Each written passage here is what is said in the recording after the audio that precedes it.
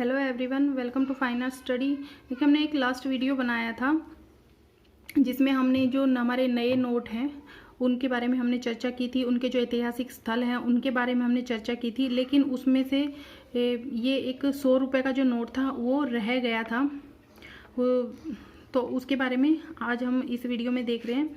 जो 100 रुपये का नोट है उसका रंग लेवेंडर कलर है, यानी लेवेंडर कलर का वो नोट है, और उसके जो चित्र है वो रानी की बाव। ये एक ऐतिहासिक स्थल है। इसका आकार, जो नोट का आकार है वो 142 से 66 है, इसकी ऊंचाई 66, और इसमें महात्मा गांधी की तस्वीर के पास ही एक बार और 100 रुपये लिखा है, जिसे इलेक्ट्रोटाइप वाटरमार्क कहते हैं। ठीक है। और आंखों से अक्षम, जिन लोगों को कम दिखाई देता है, उनके लिए महात्मा गांधी की तस्वीर, अशोक स्तंभ और उसके ऊपर छोटे अक्षरों में 100 लिखे हुए हैं, जिनको तिकोने या थोड़े से टेढ़े करके उनको थोड़ा सा तिकोना करके उठे हुए या थोड़े से खुरदरे तरीके से प्रिंट किए हुए हैं, जिससे कि वो उनको स्पर्श करके हाथों से वो उनको पहचान सके। अब ये जो नोट है, नोट के दाहिने व बाएं तरफ 4 लाइन्स भी खींची गई हैं।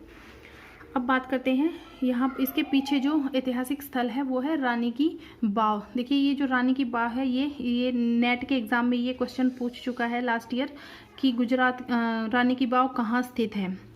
तो इसमें ऑप्शन दिया हुआ था पाटन का, तो ये गुजरात या पाटन, इन दोनों में से कुछ भी आए तो उन दोनों को ही टिक करना है। इन दोनों में से एक ही आएगा, या तो गुजरात दिया होगा या फिर पाटन। तो इसमें और देखते हैं रानी की बाव के बारे में। तो रानी की बाव जो है उसको 2014 में यूनेस्को की विश्व विरासत जो स्थल की सूची है उसमें शामिल किया गया था। और पाटन का जो पुराना नाम, जहाँ पर ये रानी की बाव स्थित है, उसका प्राचीन नाम है अहिलपुर। ये गुजरात की पहले प्राचीन में काल में गुजरात की राजधानी थी। अब देखते हैं रानी की बाव का निर्माण। इसका निर्माण करवाया था मूलराज के जो बेटे थे भीमदेव प्रथम की याद में। उनकी प्रेमिका या उनकी जो पत्नी थी, उन्होंने उनकी पत्नी थी उदयमती, उन्होंने इसका निर्माण करवाया था। और कब करवाया था? 1063 ईस्वी में, जब इन्होंने ये निर्माण स्टार्ट किया था। लेकिन बाद में इसको कर्णदेव प्रथम ने पूरा किया था। और ये किस वंश के शासक थे? ये थे सोलंकी वंश के। देखिए, सिर्फ 3 लाइनों में आपके कितने क्वेश्चन बनते हैं। मूलराज के बेटे भीमदेव प्रथम, और उनकी याद में निर्माण करवाया उदयमती ने। कब करवाया? 1063 ईस्वी में। बाद में पूरा किया कर्णदेव प्रथम ने। और किस वंश से संबंधित थे? तो वो थे सोलंकी वंश से संबंधित। नेक्स्ट है, और ये किस शैली में बना हुआ है? शैली का काफ़ी बार पूछा जाता है। जैसे हम कुछ भी चीज़, कुछ भी जो बना हुआ होता है, ऐतिहासिक स्थल या फिर कोई भी शैली है, तो उसमें ज़रूर पूछा जाता है। तो ये बना हुआ है मारू गुज्जर शैली में। इसकी बनावट जो है वो इसकी लंबी है, ये 64 मीटर, इसकी चौड़ाई है 20 मीटर, और 27 मीटर ये गहरी है। अब इमारत की जो दीवार है वह खंभों पर विष्णु के अवतार, राम, वामन और महिषासुर मर्दिनी, कल्कि के अवतारों को नक्काशा गया है। यहाँ पर जो रानी की बाव की जो दीवारें हैं उन पर इनकी बहुत ही बखूबी से इनको उत्कीर्ण किया गया है, नक्काशा गया है। और यहाँ पर 500 से भी ज़्यादा मूर्तिकला का प्रदर्शन किया गया है।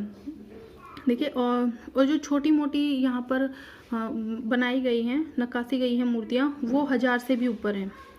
ठीक है। और ऐसी मान्यता भी है कि इस रानी की बाव का जो पानी है उसमें नहाने से बीमारियां नहीं होती। और इसके आसपास कहा जाता है कि आसपास पौधे लगे हुए हैं जो कि औषधि यानी दवा का काम करते हैं। अब ये किस नदी के किनारे है? तो ये है सरस्वती नदी के किनारे। पूरब से पश्चिम में बने बाव में कुआं पश्चिम दिशा में बना हुआ है। ये ध्यान से देख लीजिएगा, कई बार दिशाएं भी पूछ ली जाती हैं। सरस्वती नदी के किनारे है और ये बना हुआ है पूरब से पश्चिम में, और जो कुआं है वो बना हुआ है पश्चिम में। उसके बाद जो बाव है उसमें एक छोटा द्वार भी है, जिसमें 30 किलोमीटर लंबी सुरंग बनी हुई है। तो ये जो हमारा टॉपिक रह गया था 100 रुपये का, उसके बारे में। आई होप कि आपको अच्छा लगा होगा। Thanks for watching.